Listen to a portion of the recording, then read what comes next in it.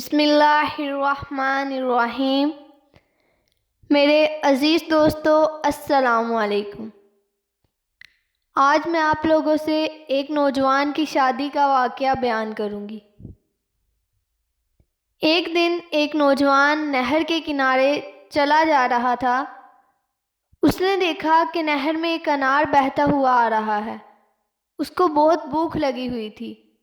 اس نے وہ انار کھا لیا۔ بعد میں اسے خیال آیا کہ میں تو اس انار کا مالک نہیں تھا، میرے لیے یہ انار کھانا جائز نہیں تھا۔ اگر قیامت کے دن مجھ سے اس بارے میں پوچھا گیا تو میرا کیا بنے گا؟ تو میں کیا جواب دوں گا؟ وہ نوجوان متقی تھا، پرہیزگار تھا، اسے اللہ تعالیٰ کا خوف تھا، تبھی تو اس کے دل میں یہ خیال پیدا ہوا۔ اگر تقویٰ نہ ہو، دل میں خوف خدا نہ ہو، دل اللہ تعالیٰ کی محبت سے خالی ہو، تو ایسا انسان دنیا میں لاکھوں روپے ہڑپ کر جاتا ہے، دوسروں کا مال ضبط کر لیتا ہے اور اس کو اس بات تک کا احساس نہیں ہوتا۔ اس نوجوان کے دل میں خوف خدا موجود تھا۔ اس نے یہ سوچا کہ اس انار کے مالک کو تلاش کر کے اسے معافی مانگی جائے یا اس کا معاوضہ ادا کیا جائے۔ چنانچہ جس طرف سے پانی آ رہا تھا، اس نوجوان نے اسی جانب چلنا شروع کر دیا۔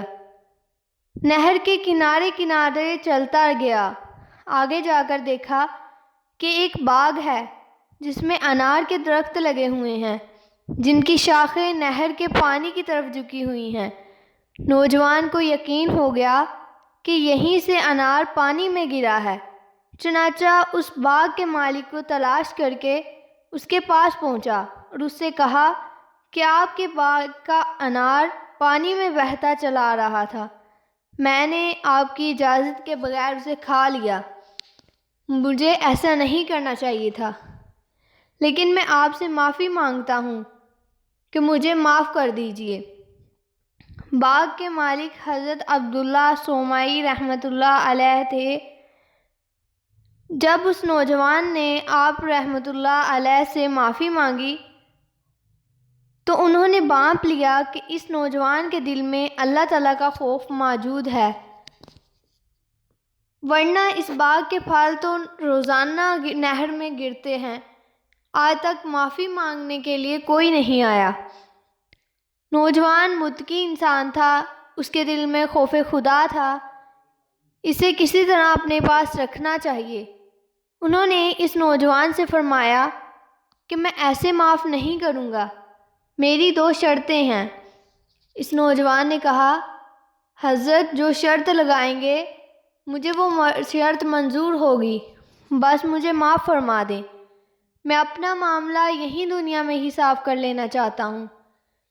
فرمایا، پہلی شرط یہ ہے کہ اتنے عرصے تک میرے باغ کی خدمت کرو، دیکھ بھال کرو اور اچھی طرح سے اس کی نگرانی کرو۔ نوجوان کہنے لگا، مجھے منظور ہے، اگر اتنا عرصہ خدمت کرنے کے بعد بھی مجھے معافی مل جائے تو میرے لیے بہت سستا سودا ہے، کیونکہ آخرت میں اللہ تعالیٰ کی پکڑ بہت سخت ہے۔ اللہ تعالیٰ ہم سب کی حفاظت فرمائے، آمین۔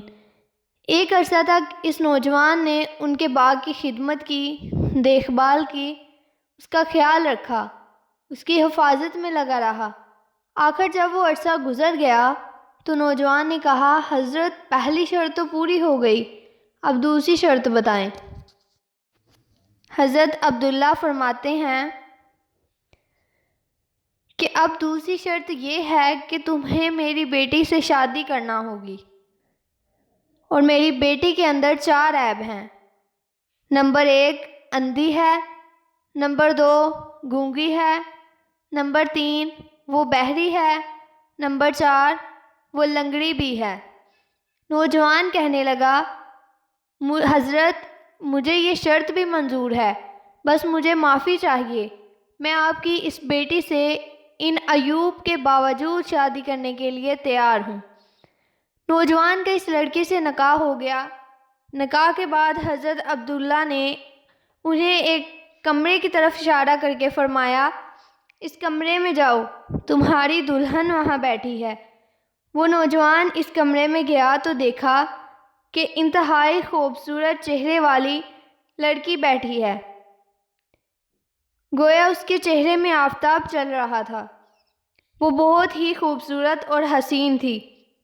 وہ نوجوان گھبرا کر باہر نکلا کہ میں غلط کمرے میں آ گیا ہوں، یہ تو میری بیوی نہیں ہے، میری بیوی تو اندھی، گونگی، لنگڑی اور بہری ہے، عیب دار ہے۔ باہر آ کر انہوں نے حضرت عبداللہ سے کہنے لگے، حضرت وہ تو میری بیوی نہیں ہے، آپ نے مجھے غلط کمرے میں بھیج دیا۔ حضرت عبداللہ نے فرمایا، نہیں، وہی تمہاری بیوی ہے۔ میں نے جو کہا تھا کہ اندھی ہے تو اس لیے کہا تھا کہ آج تک اس کی نظر کسی نامحرم پر نہیں پڑی، اور میں نے جو کہا تھا کہ گونگی ہے تو اس لیے کہ آج تک کسی نامحرم سے اس نے گفتگو نہیں کی، اور میں نے جو کہا تھا کہ بہری ہے تو اس لیے کہ آج تک کسی نامحرم مرد کی آواز اس کے کان تک نہیں پہنچی، اور میں نے جو کہا تھا کہ لنگڑی ہے تو اس لیے کہ آج تک نامحرم کی طرف چل کر نہیں گئی۔ اس درجے کی تربیت فرمائی ہے۔ انہوں نے اپنی ایسی بیٹی کی شادی اس نوجوان سے کر دی۔ ہم شادیوں کے لیے معیار کچھ اور تلاش کرتے ہیں، اور یہ لوگ وہ معیار تلاش کرتے ہیں جس کو اللہ اور اس کے رسول پسند کرتے ہیں۔ حدیث مبارکہ میں آتا ہے، کسی خاتون سے نکاح 4 وجوہ میں سے کسی وجہ سے کیا جاتا ہے، مال و دولت کی وجہ سے، حسب و نسب کی وجہ سے، حسن و جمال کی وجہ سے، دینداری کی وجہ سے۔ تم دین کے معاملے کو ترجیح دو، بچی دیندار ہے، بچہ دیندار ہے، یہ ذہن میں رکھو، مال کی وجہ سے نہ کرو اور صورت کی وجہ سے نہ کرو، دین دیکھو، اگر دین دیکھا جائے تو انشاءاللہ اس نکاح میں بہت زیادہ برکتیں ہوں گی۔ یہ جو فتن و فساد ہیں اسی وجہ سے ہیں کہ ہم نے معیار بدلے ہوئے ہیں۔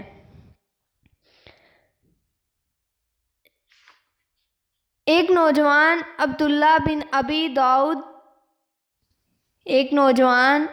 عبداللہ حضرت مصعب رحمۃ اللہ علیہ کے پاس آیا کرتے تھے۔ کئی دن ہوئے حضرت کی مجلس میں وہ آیا نہیں۔ جب آیا تو حضرت نے پوچھا، اتنے دن ہو گئے تم غائب رہے، آئے نہیں، کیا بات ہے؟ اس نے کہا، حضرت میری بیوی کا انتقال ہو گیا تھا، اس وجہ سے مہمان آئے ہوئے تھے، مشغولیت ہو گئی تھی، اس لیے میں آ نہیں سکا۔ حضرت رحمۃ اللہ علیہ نے فرمایا، کیا تم شادی کرنا چاہتے ہو؟ اس نے کہا، شادی تو میں کرنا چاہتا ہوں، لیکن مجھے کون لڑکی دے گا؟ میں فقیر، مسکین، کنگال ہوں، میرے پاس کوئی پیسہ نہیں ہے، تنگ دستی کا عالم ہے، مجھے کون لڑکی دے گا؟ حضرت رحمۃ اللہ علیہ نے دیکھا اس لڑکے کو کہ وہ جب نماز پڑھتا تھا تو نماز بڑے اطمینان سے پڑھتا تھا، قیام بھی حسین تھا، رکوع بھی حسین اور سجدہ بھی حسین، تو یہ لڑکا نماز بڑے ہی اطمینان سے پڑھتا تھا۔ حضرت رحمۃ اللہ علیہ کو اس کی نماز پسند تھی کہ یہ نماز بہت اچھی پڑھتا ہے، جیسے بھی حال میں رہتا ہے، ایک لڑکی میری دیکھی والی ہے، اچھی ہے، میں آپ کا نکاح اس سے کر دوں۔ اپنی اس بیٹی کے بارے میں جو بادشاہ نے اپنے بیٹے کے لیے مانگی ہے، اس مسکین کنگال سے شادی کر رہے ہیں۔ اس نے کہا، ٹھیک ہے، اپنی اس بیٹی کا نکاح اس نوجوان سے کر دیا۔ رات اس نوجوان کے گھر جا کر دستک دی، پوچھا کون؟ فرمایا سعید بن مسیب۔ کہا حضرت آپ کیسے میرے گھر آئے؟ آپ تو مسجد اور گھر کے علاوہ کہیں نہیں جاتے۔ فرمایا میری بیٹی کا نکاح آپ سے ہو گیا تھا، میں اس کی رخصتی کرنے آپ کے گھر آیا ہوں۔ وہ اپنی بیٹی کی رخصتی کرنے کے لیے اپنے داماد کے گھر پہنچے، انہوں نے دروازہ کھولا، بیٹی کو اندر بھیجا، اسی وقت السلام علیکم کہہ کر وہیں سے واپس آ گئے، اندر نہیں گئے۔ اس طرح سے پہلے لوگ نماز دیکھ کر، دین دیکھ کر پھر لڑکیوں کی شادی کیا کرتے تھے، اور اس بنا پر لڑائی جھگڑے اور رشتے بھی پائیدار ہوتے تھے، جبکہ آج کل تو دولت دیکھ کر شادی کی جاتی ہے، تو پھر یہ رشتے بھی کیسے مضبوط ہو سکتے ہیں؟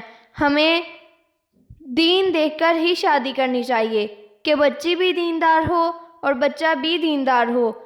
اس طرح سے رشتے بھی مضبوط رہتے ہیں اور سنت رسول صلی اللہ علیہ وآلہ وسلم بھی پوری ہوتی ہے۔